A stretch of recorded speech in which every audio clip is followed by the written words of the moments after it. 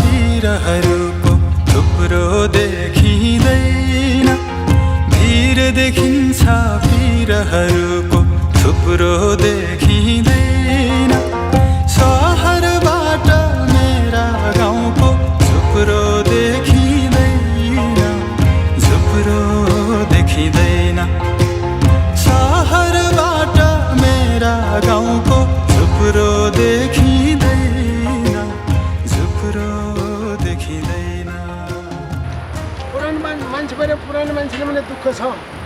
दुःख कोही पनि हामीले सरकारले पनि हेर्दैन तर छोराछोरीले हेरेका छैनन् हेरे पनि छैनन् र हामीले समस्यालाई समाधान गर्नु गाह्रो छ है गाह्रो छ ल र हामी गरिब किसानका दिनहरू हामी कति वर्ष भयो भनेपछि अब 55 वर्ष म पनि भइहालेँ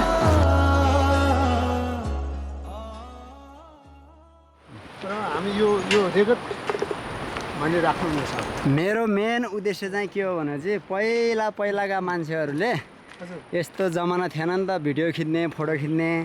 त्यस्तो थियो भने हामीले अहिले यसो के पहिला कस्तो हुन्थ्यो भनेर हेर्ने मौका पाउँथ्यो नि हो त्यो त पाइएको छैन हामीले अहिले हामीले बनाइदिउँ भने चाहिँ हाम्रो छोरानातीले पछि हेर्छन् के ओहो त्यो बेला यस्तो दुःख गरिरहेको छैन है भनेर छोरानातीको पालातिर त मोटर गाडी आएर हरेक कुरा चेन्ज भइसक्छ नि पछि त हो कि होइन हो त्यो